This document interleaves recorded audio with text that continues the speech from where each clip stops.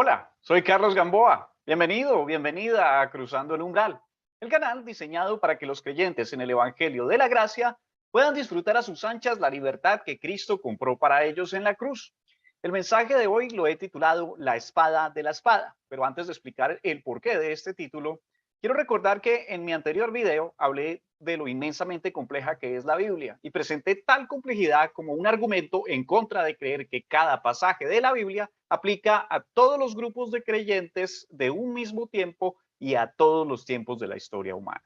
En ese video también expliqué cómo creer en que todo lo que dice la Biblia aplica a todos los creyentes en la actual era de la gracia de Dios es equivalente a creer que la Biblia gira alrededor del creyente, cuando la realidad es que es el creyente quien debe girar alrededor de la Biblia, hallando su órbita alrededor de ella y así descubriendo su identidad y llamado.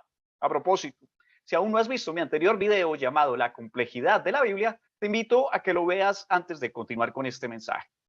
En otro video titulado Las contradicciones de la Biblia, el cual también te invito a ver si aún no lo has hecho, antes de que termines con este mensaje, usé pasajes bíblicos con declaraciones acerca de un mismo tema que se contradicen entre sí y la explicación del principio de lógica de no contradicción, para demostrar que si bien toda la Biblia es verdad, no todo versículo o pasaje de la Biblia va dirigida a mí para aplicarlo a mi vida como creyente en Dios en la actual era de la gracia de Dios.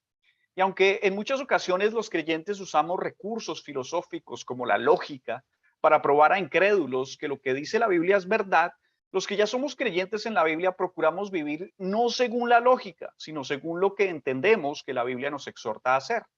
Es a esta altura de la conversación que he venido teniendo con los que han visto mis videos anteriores que llegamos a la más importante indicación dada por la misma Biblia acerca de cómo debemos interpretarla. Indicación que sirve también como evidencia, esta vez no lógica, sino bíblica, de que no todo lo que dice la Biblia aplica a todos los grupos de creyentes de la Biblia en un tiempo determinado de la historia, ni a todos los tiempos de la historia humana. Para eso, te invito a ir a 2 de Timoteo 2:15. Allí dice, esfuérzate por presentarte a Dios aprobado como obrero que no tiene de qué avergonzarse y que interpreta rectamente la palabra de verdad. Esta es la traducción Nueva Versión Internacional.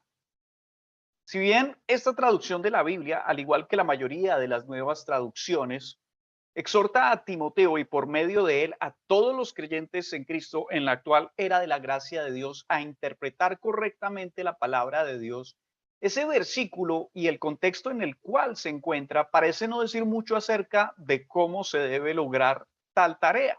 Sin embargo, cuando leemos la traducción Reina Valera de 1909, obtenemos una lectura diferente al versículo en cuestión, que parece darnos luz acerca de qué significa interpretar correctamente la palabra de Dios o de cómo podemos hacerlo. Leamos. Procura con diligencia presentarte a Dios aprobado como obrero que no tiene de qué avergonzarse, que traza bien la palabra de verdad. Vemos cómo en esta traducción de la Biblia, en el versículo que estamos estudiando, la palabra que la nueva versión internacional traduce como que interpreta rectamente es traducida como que traza. La palabra trazar significa hacer trazos y un trazo es una línea. Una acepción específica de la Real Academia de la Lengua Española dice acerca de la palabra trazo que este es una delineación con que se forma el diseño o planta de cualquier cosa. De hecho, cuando buscamos el pasaje escrito en su lenguaje original, es decir, el griego, vemos que la palabra que la nueva versión internacional traduce como que interpreta correctamente la palabra y que la Reina Valera traduce como que traza es orsotomeo, que la concordancia Strong traduce al español como hacer un corte derecho, es decir, figuradamente, dividir o exponer correctamente el mensaje divino.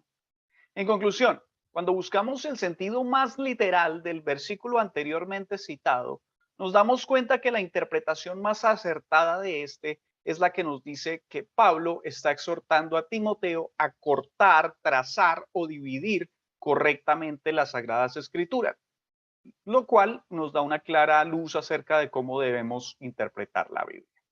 Y aquí viene el título del mensaje de hoy, la espada de la espada.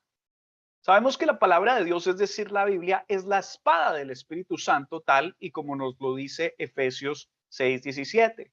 Y tomad el yelmo de la salvación y la espada del Espíritu, que es la palabra de Dios. Y Hebreos 4:12, porque la palabra de Dios es viva y eficaz y más cortante que toda espada de dos filos y penetra hasta partir el alma y el espíritu, las coyunturas y los tuétanos, y discierne los pensamientos y las intenciones del corazón.